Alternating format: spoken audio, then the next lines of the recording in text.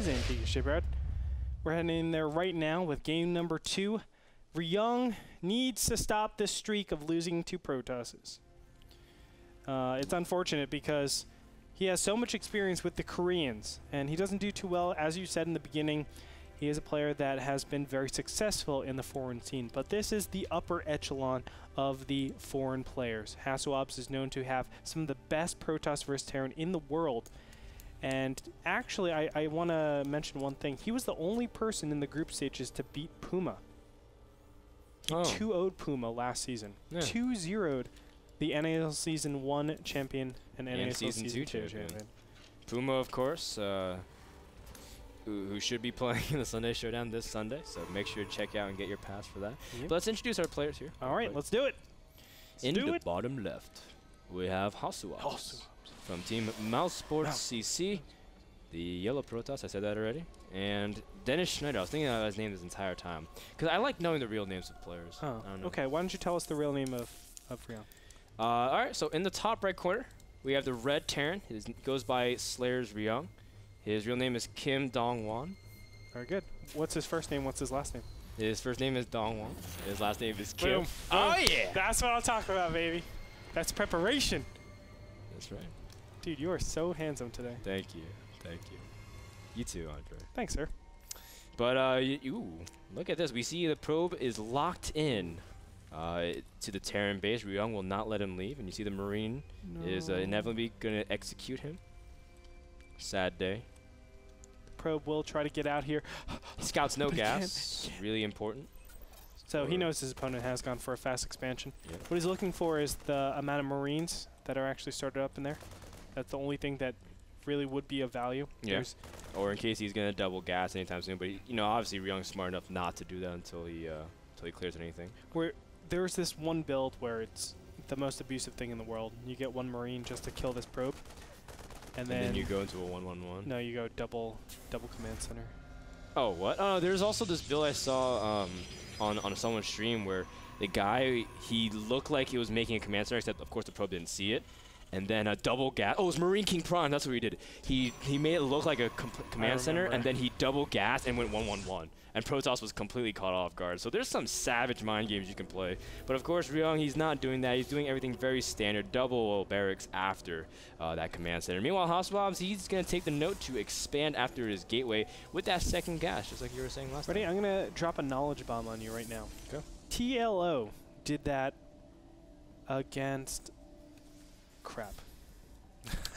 I am not familiar with crap. Okay, TLO did that on one of his matches in Season 1 on that knowledge bomb. On good God, I suck. I absolutely suck. I know exactly how it looks. Jungle Basin. Oh, what am I doing, man? What is that dark map? The really, really dark map that used to be used all over the place. Abyssal Caverns? No. Zelnaga Caverns? Nope. The 4-player map. It was Typhon Peaks. There to back me up every single day. Yeah. That's why I love you, Frodo. So we do see. Well, TLO did that against a Protoss that I have no clue who it is. A long time. So he's the hipster. He is the original hipster. He was. That's true. TLO is a big mind game. I remember one time seeing him do like a crazy build where it was against Idra, I think, where he faked a 1-rack no gas expand and he made 6 barracks or something off one base, or 7, I think, and then he just charged with an insane amount of Marines. But Hasu, he's gonna go for a little bit of pressure with his 3 gates. Now this is pretty standard. We've seen Huck do this a lot. MC loves doing this. Parting loves doing this, and it's just very standard. Antiga Shipyard is also a map to do this pressure, expand to a 3rd base, and then go to 8 gauge straight up from that. So it's interesting to see if Hasu's gonna try to do a variant of this build. But for now, he's gonna lean a lot more towards Stalker. Sometimes we see Zealot Sentry. Yeah, it's funny. There's been a really interesting way to actually beat this, and it's to just get a super fast second bunker. It's really weird, but if you see that coming and you just get a second fast bunker, you're in a great position. But look at this. Hasuobs just going to get a Zealot in here. I love this. Hasuobs does this little thing just to make sure that his opponent is going for a fast expansion. He still didn't get any verification that it was. So he's like, okay, I don't want to be, like we were talking about this whole time. It's mind game. We don't want to be mind game, so let's just play this to make sure that I'm not getting absolutely crushed. Doesn't want to get mind screwed. So Yep. But I think Hasuobs, he's going to play this very systematically. His 3-gate robo, and probably going to throw a robotics facility. Robotics bay. He's got so much gas backed up. In fact, he got gases 3 and 4 incredibly quick by the 8-minute mark. It would boggle my mind otherwise if he didn't tech really fast to do something of that. In the meantime, we see that Ryung is playing very safe as well with turret. He clearly does not know Hasuobs that well if he's getting a turret, expecting Dark Templars or Void Rays. It's like, you are 100% of the time not going to need that turret, but that's okay. Again, playing just super safe against all styles. Wow, look at this. Greedy, greedy guy. Hasuobs going for double forge at a time where medevacs normally kick in. The normal time is 10-minute medevacs, right around there, 9:40 to be precise. But 10 minutes until you get to your opponent's side of the base. And these forges will correspond directly with that. He won't have them. Obviously, he won't have the upgrades in time. That means he will be committing 500 minerals and 200 gas to these 2 buildings. And he won't reap the benefits for quite a long time. So Hasuobs playing it frisky bisky. Yeah, but at the same time, that's what's become so standard of the matchup. You put on pressure on turn, you make him think that some kind of follow-up aggression is possible, and that's why Ryung was being very, very safe. And you can see, he's like, whoa, wait, there's no timing from Protoss. Like, if he wanted to go for 5-6 gate to kill me or something, immortal timing of some sort, he would have done it already. Unless he's going for like a 3 immortal push, which is incredibly strong as well. But for the most part, Ryung feels really comfortable enough now that he has medevacs into the field, giving him a lot more initiative currently right now in the matchup. That's very true. So right now, I like what is happening. I mean, this is normal PvT where they exert control over the middle of the map. Something interesting I do want to mention, we have 2 observers out in the, on the map. And I really like that. This is something that's overlooked so many times by Protosses. A lot of times you don't see this because they're saying, oh, I want these observers out ASAP. Or excuse me, I want these Colossus out ASAP to deal with the drops. But actually, if you have units in positioning, you can deal with the drops just as easily. Huh. Well, we see that instead of going for any kind of drop or harassment, you see that Ryung is falling back, scouting no fast third. Yes. And going to get his own third. That's right. At the same time, Hasu is powering incredibly hard. You can see he's doing a little bit of the same of what he's doing last game. Of course, he got his Colossus count a little bit later compared to upgrades, just for the security. Antiga Shipyard is a lot different map compared to Belshire Beach in terms of the avenues of attack. There's pretty much just one main area. So Hasuobs being a little bit safer, I think, in terms of the mid game, but nonetheless, he can't let this third go up for too long or he's going to fall way too far behind. Well, if he does let this third go up, and he will have some sort of timing.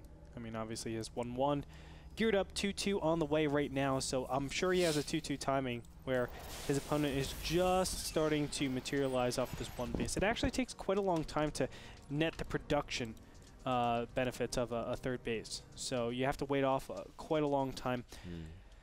And I don't know if he's there just yet. You can see the supplies are very similar, 122 to 124 at this point. Both of them are at equal harvesters, but of course, almost three mules will give him that extra, what is that, 13.5 harvesters.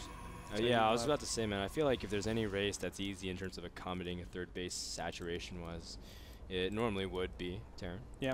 But nonetheless, you can see that Ryung is anxious to keep gassing.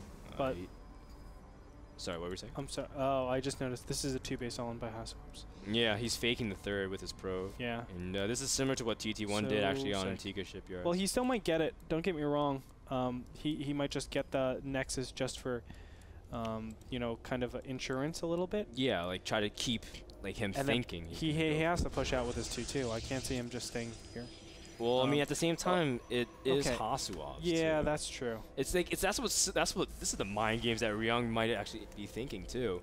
If you really dive deep into the mindset of a player. The big thing is that 2-2 did finish for Hasuobs, and so if he was going to go for timing, it would have already happened. Either way, it's going to be slightly late. Yep. You can see that he's also teching behind this wall, expanding, so he doesn't really mean to push out them, does he? It does give, obviously, Ryung the ability to get his 2-2, and if... Actually, it just takes 30 he's trying to circumvent seconds. the watchtower. Yeah, that's what he's trying to do. And this will be very successful. Oh my god, the Marines and Marauders won't be in position. Oh, There's 3 Colossus here, and the Vikings are straggling behind. Okay, now this isn't the greatest position actually for Hasuobs. But just because, oh my God, this is great. Never mind. Yeah, he's now at the I was about to say he's gonna get cornered in.